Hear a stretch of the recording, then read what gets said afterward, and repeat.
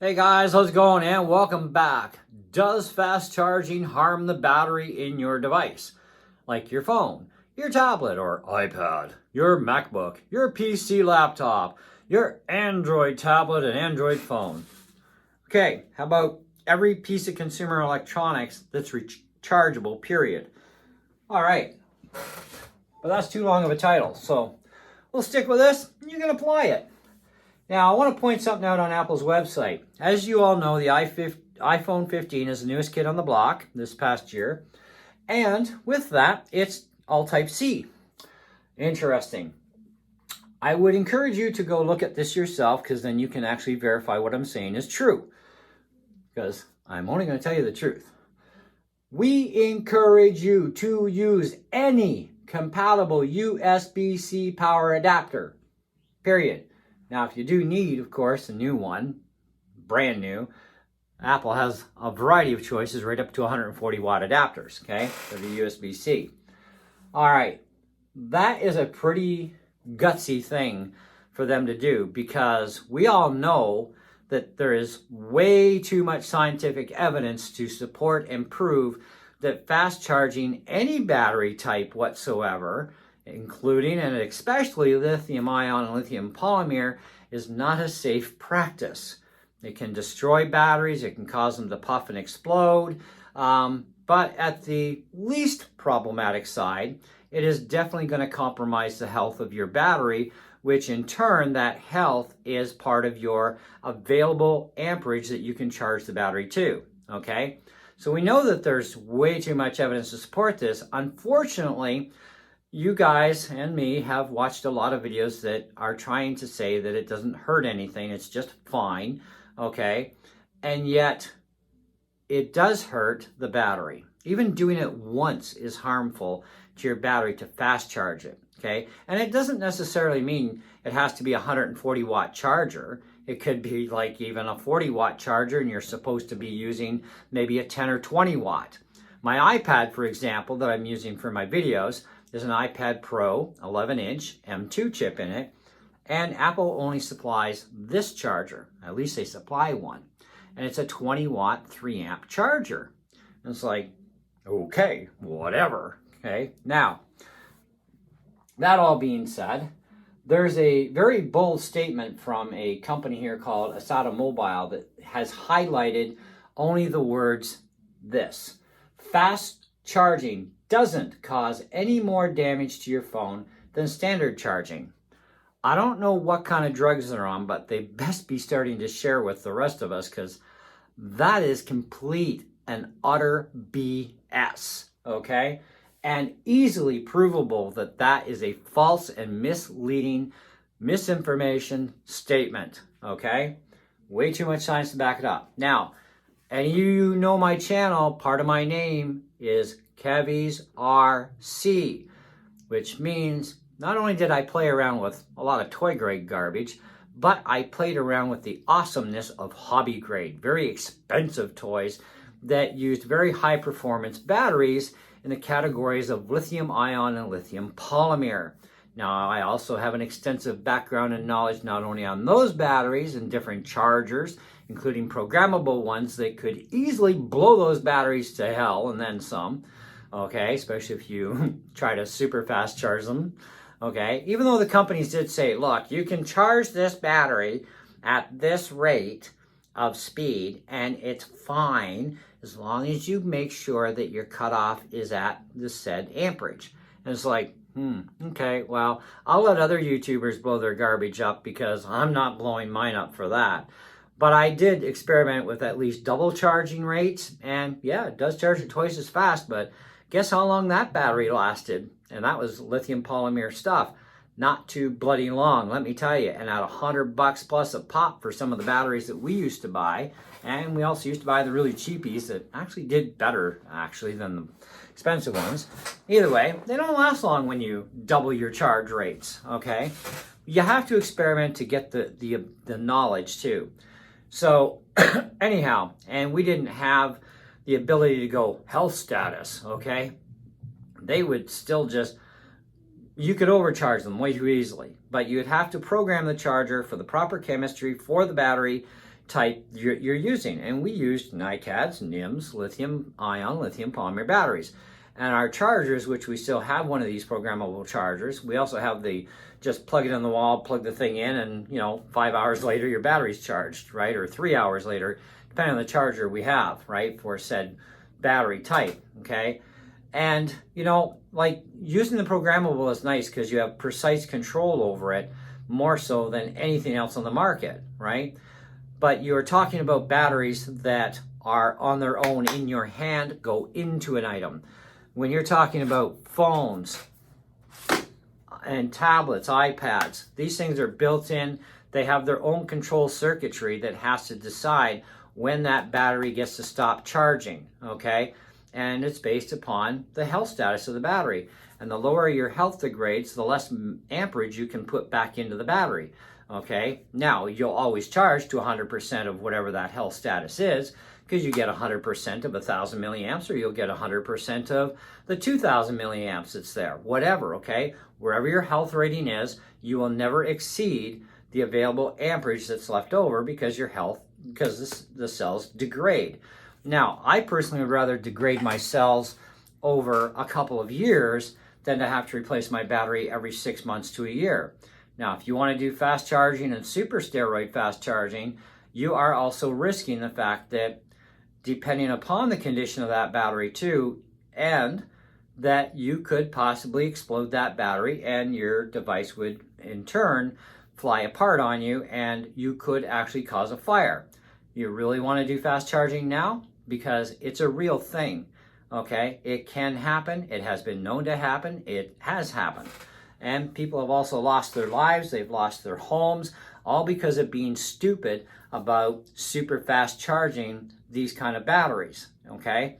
They're great batteries, but you never charge them when they're warm, lukewarm. You never charge a battery when it's hot either, because that's just asking for trouble even at a normal charge state, because you don't add energy in to a friggin' hot battery. And believe it or not, it might feel just light warm here, but that battery cell inside, oh, she's toasty, boy.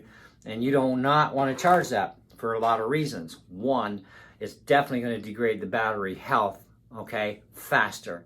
Number two, you do run the risk of explosion or fire, okay? So think about that twice. So now we go on to the next one about does fast charging affect battery life on an iPhone? Charging your iPhone to 100% all the time, especially with a fast charger, can put more stress on the battery and shorten its lifespan. Thank you. Somebody told some truth at least. However, charging your battery to 100% is not going to degrade your battery faster. Okay, as long as you're charging that battery with the included charger or a slow charger, you will extend battery health and life. Okay, even if you charge to 100%, which I definitely would say if you want to make it through the day or even half of the day because of how you use your phone, then I definitely encourage you to make sure you charge it to 100%. Besides which, you have no control to dictate actual specific charge modes, okay? Other than you might be able to say, okay, well, I'm only going to charge to 80%, just do it to 80%. Now, we know that we have optimized charging that takes the battery rather quickly to 80%, and then it trickle charges it till whenever. After the phone learns your habits, it knows exactly what time you're up every morning, or you should be, and by then it's actually at 100%. Or you can not use optimized charging, and I've done it both ways, and it has made absolutely no difference in my life other than how I use my phone. And I've used phones where, yeah, I didn't wait until it went cold. And it was pretty friggin' warm, and I charged it, and I've done the experiments where I've let it just be kind of like lukewarm on the outside, and I've done it where it's frozen basically, so I shut the damn thing off and let it cool off for about an hour, and that seemed to be my best result, and I got the longest lifespan out of my batteries this way. I let them go cold. Same as when I take them off the charger, they might still be warm because they just got finished charging, then they're still going to be a little warmish to the touch. Your phone would be too. But if your battery charged up to 100% by, say, 3 o'clock in the morning, you're getting up at 7, I guarantee you that thing it's not hot, it's not warm. right? It's just kind of like it's there because it's had all that time to cool off, and the charger stops charging once it reaches 100% anyways, right? So whatever time that happens, it happens, okay? Anyway, what's better to use, a 5 watt or a 20 watt? Well, that's a no-brainer. 5 watt obviously is going to be your better choice, but it's going to take forever to charge, right? A 20 watt's going to be definitely quicker. And it depends on how big of your battery you have. Depends on what you should actually be using for an actual charger. Now, my iPad Pro here has a just shy of 8,000 milliamp battery. So that's basically, we'll call it 8 amps. Let's round it off for just for simplicity. This is a 20 watt charger that came with it that puts out 3 amps. That means that for each hour, it's going to throw 3 amps back into the battery. Now, that's assuming the iPad is turned off. It's the only way it can do it. If the iPad is turned on, even with all my programs shut down in the background, and it's asleep, it's still considered to be powered on, and it is still taking the greater percentage of the juice out of here to the iPad, because the iPad needs a specific amount of energy, whether on battery or charger, to fully run full bore. Now, in the case of being on the charger, the majority of that power goes to the device to run it fully without any hesitation or problems. The balance of the power that it does not need goes straight to the battery to top your battery up, okay? That is how it works. Now, that also means that if you're running your iPad or your phone even, or your laptop at the same time as charging it, it is definitely going to take a lot longer to go from wherever your percentage started until it hits 100%. It's going to take a lot longer because it can't give 3 amps to the device and 3 amps to the battery, because that means you need 6 amps and you only got 3. So yeah, that's the science. That's how it works, right? You know, and how it doesn't work too. Okay. It also says here on the next one, what are the disadvantages of fast charging? Reduce a battery's life quicker than slow charging does. Wow. And we don't even really need to go on any websites here.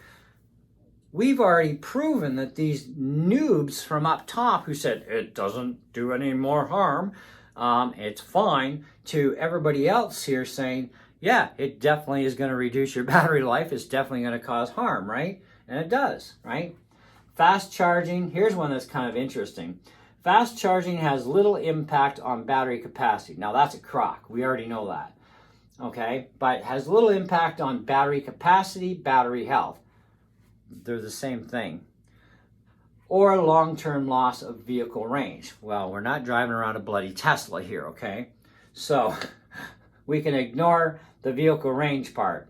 But any kind of fast charging, even from a cold battery, okay, fast charging is still going to degrade the battery faster for its health, which as part of health is capacity, okay?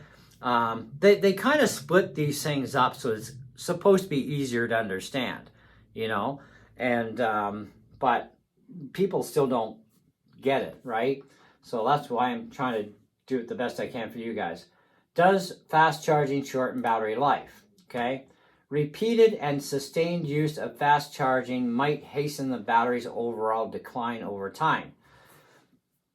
Well, that's kind of a somewhat true statement, except that it's not a whole thing of, you know, it might, it's going to. So it's kind of like a half-truth there, okay? So, interesting. You know what I found really interesting is I called Apple myself on the phone, talked to their techs, and said, look, I got a MacBook Air M1, and it only has a 30-watt charger. Can I use a 35 or 40 or 60-watt charger? You know, not that I really need to, I don't care, but they said absolutely no. And I said, well, why? Well, because if you do, and we're not supporting more than a 30-watt charger for that book, if you do use more than a 30-watt charger, we will void your warranty because you're going against this, okay? But in the event that you cause damage to the computer or the battery or both due to the higher performance charger, which we would obviously know that that's what caused the damage, yeah, we void your warranty. So yeah, you're stuck with it. And that made no sense because on the iPhone 15, it's a free-for-all. Anything you want, any power level you want. They don't specify nothing. On our iPads, they don't give us any other option except for the 20 watt. Now, I haven't asked them if I could go higher, but, you know, whatever. And then, of course, we do have the MacBook Air M2 base model, 8x8 or 8x10 core, doesn't matter which. They supply 30, 35 watt, or 70 watt as your options.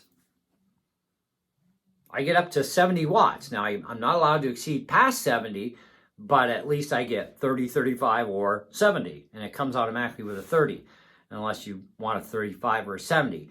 Now, the 30 is a 2-port, which means you're not going to be getting the advantage of all that amperage to one port because it's divided by each port. It's kind of like how a hub, in my case, I have a 4-amp hub. I have a dedicated charge-only port that has no connection to the computer whatsoever, but 2 amps goes to that particular port. And as for charge only, that's all it can do. Can't handle data. Now I have 7 ports for the other 2 amps, and that gets divided among all 7 ports on my hub, which, if you want to do the math, realistically, 2,000 milliamps is 2 amps. Divide that by 7 ports. That means I get 285.714 blah, blah, blah, blah, blah, milliamps per port. That's all I get. It divides it. Whether those ports are in use or not, it divides it across all those 7 ports, and each port is assigned no more than 285.714. And if you want to get technical about it, you always take the higher number after. So 71.4, so it's going to be 72. So 285.72 milliamps per port. Now, if I was to do that same math again, and I have a 2,000 milliamps worth of juice, spread it across my ports, and let's say that was a 4-port hub, okay, I would take 2,000, come here, 200 divided by 4, it'd be 500 milliamps per port, okay? And divided by 5, you get another number, divided by 6, until you climb up the evolutionary ladder all the way, okay? And that's how it works, right?